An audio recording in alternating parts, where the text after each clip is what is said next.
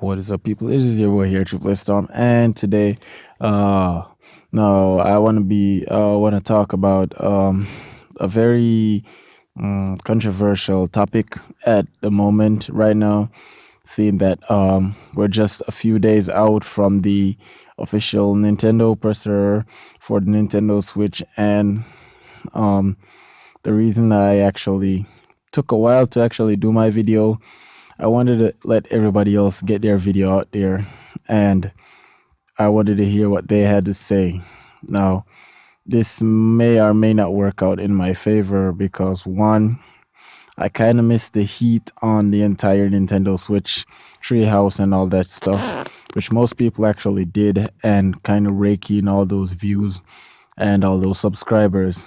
But it was a risk which I was willing to take because I really had to see and hear the reactions that we're gonna get from the professionals or the know-it-alls or the people who know better, do better, the people who actually have been analysts and been following these leaks and rumors and breaking things down and really much calling the Nintendo Switch before it actually launched. So yeah, I wanted to do that and I wanted to make sure that I got all of their opinions and get that out of the way so I know what exactly is going on. And now here I am ready to make my video talk about the same stuff that they talked about, only from a more level headed perspective, I guess.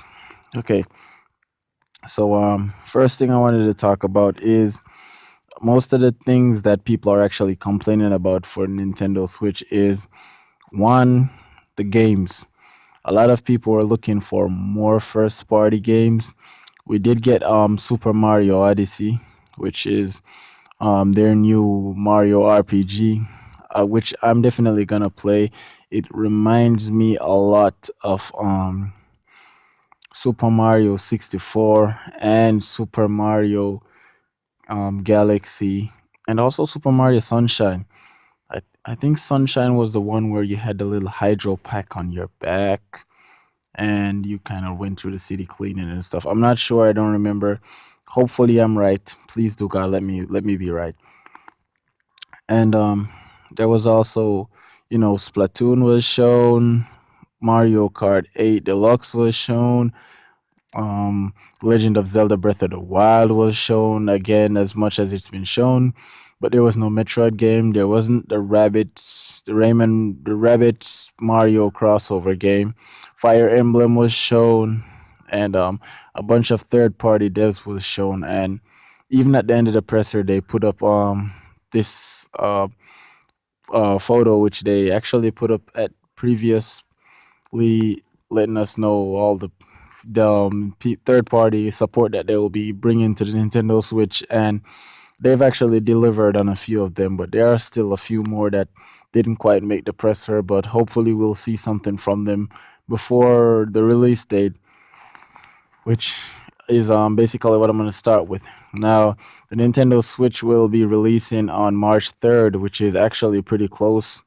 It's literally right around the corner. It's just about 2 months away, if not less, and um, it'll be priced at 299.99 US dollars. I'll actually have the translation or how much it would cost in Jamaican dollars for my Jamaican subscribers. European subs and the European subs and other subs from other countries, you can work out it with your currency rates to the US dollars. But I'll work out the Jamaican one.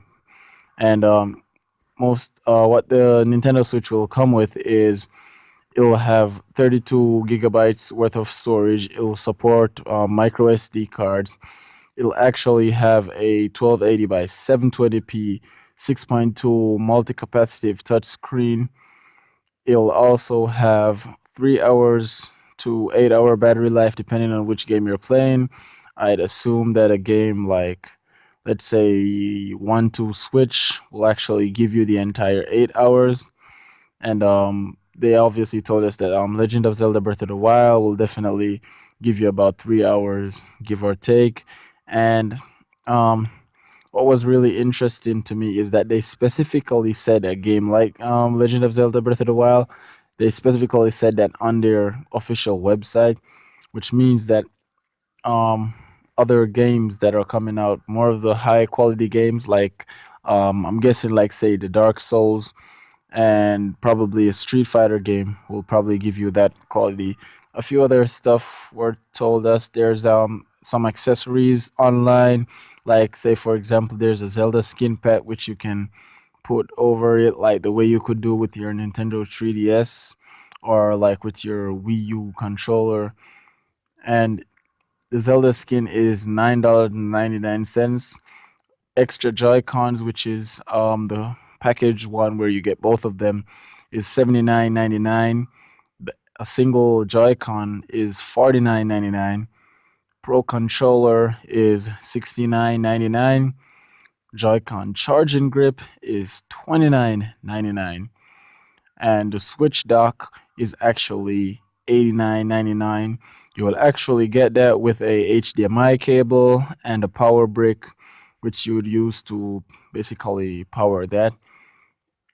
And speaking of the dock, it'll actually be able to run the games in 1080p at 60 frames per second, while the handheld mode will be 720p at 60 frames per second, which is pretty great. And I honestly wasn't really expecting that. And the reason for that is, now, even though I think in my videos I've mentioned talking about it like it's gonna be magical, but honestly, I was just kind of just looking for something just in between great and good and okay. So the Joy-Con wheel now is probably the cheapest of everything. You'll get a Joy-Con wheel set, which is two Joy-Con wheels for 14.99, which is the cheapest of all of the accessories so far, and that's pretty okay. I think that was the same price for the Wii wheel when the Wii U just came out, and the Nintendo Wii. I'm not sure. I think so. Um, but now that we've got that out of the way, now I actually get to the main reason why I actually held off so long in making this video. Now, with all those specs being tossed around, um, a lot of people have been complaining about pricing of the items, saying that they're overpriced and Nintendo is charging too much money for them, including the console itself. And a lot of people saying that they're disappointed, and most of this is because of leaks. A lot of the leaks were a bit misleading and putting it a bit over the top, saying that it's more powerful than the Xbox One and the PS4 combined, even though up until now we still haven't gotten any official word as to the chip that is being run in the Nintendo Switch, and whether it's Pascal or Maxwell, but we only know that it's a highly customizing NVIDIA Integra chip. That's all we know. And um, I've actually thought about it, and this was what I thought.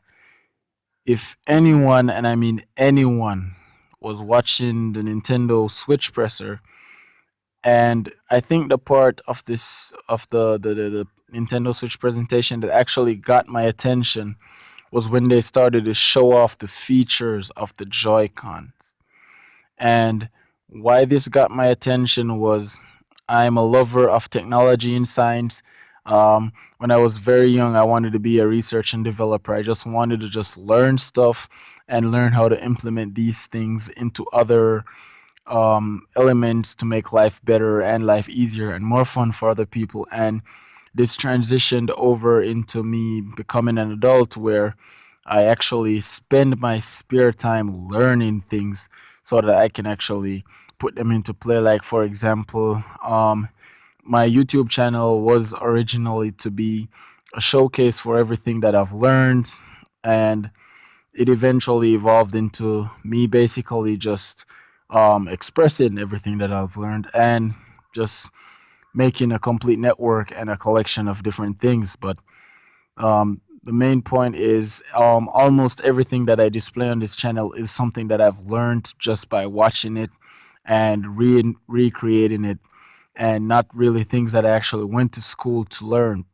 So sorry, I'm straying off topic. So the Nintendo Switch now.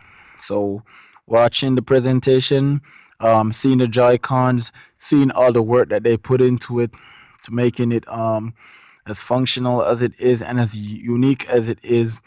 HD rumble, the camera that can detect distances and shapes, all that stuff. Also, there's also that the pointers. There's so many things that the Joy Cons can do, and I was thinking to myself, and I was, oh God, seriously. Now, people, and this is why I kind of got a bit frustrated and decided that I needed to make this video.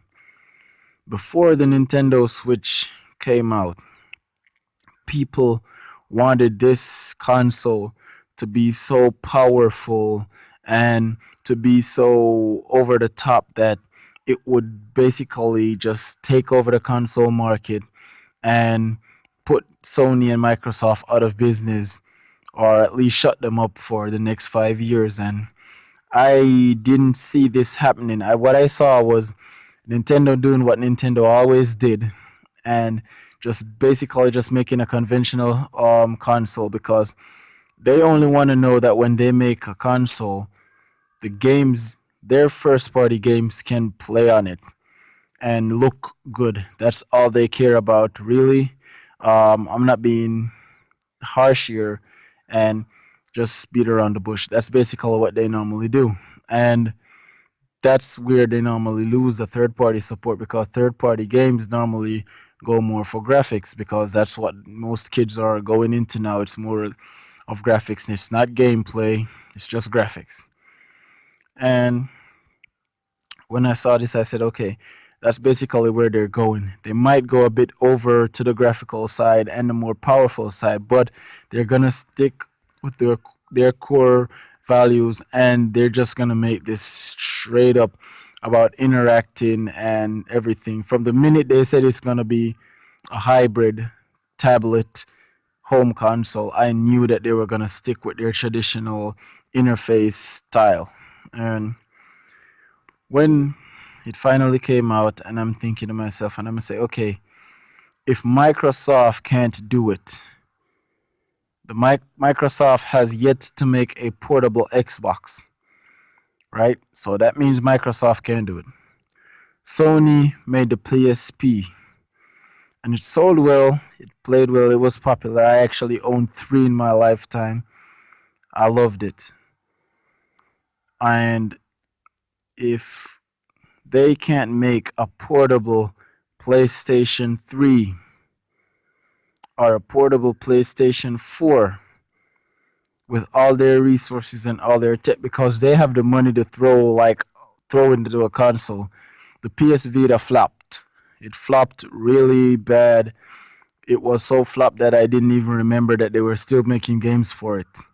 They're trying to resurrect it now. I think it's a bit too late, but they might be able to do it. And okay, the PS Vita couldn't do it. And Nintendo now, we're expecting Nintendo to do it. And because they don't do it now, people are kind of backing out and are being upset, saying that the console is a disappointment to what they were looking for. But seriously, what do you as consumers want? A company cannot just build hardware which is the best for its current generation or the next generation or any generation, and then just sell it for scrap change. That is impossible. It is not a good business. It's not a good business move. It's not a sensible business move. That's not how businesses work. The company would lose that way, and it would make no sense for them to continue manufacturing or doing anything game related if that was what they were doing. And it is a bit selfish, it is stupid, and it is unrealistic for people to assume that. The console has been made, games are playable on it, they look fantastic. The pricings are a bit high. Yes, this is the next gen console. What did you expect?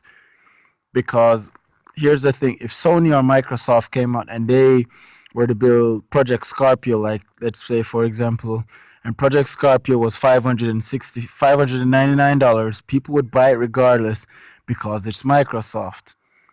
Or if the PlayStation 4 Pro came out and it was $499, they would have bought it regardless. And that's unrealistic and that's unfair. I know they complain about the price a bit, but they're gonna buy it anyway. And I just believe that as a gamer or as a consumer, you have the option of either buying a product or not buying a product. And if you do decide that you're buying the product, then if you're willing to spend whatever money it is for your enjoyment, then that's what you're willing to do.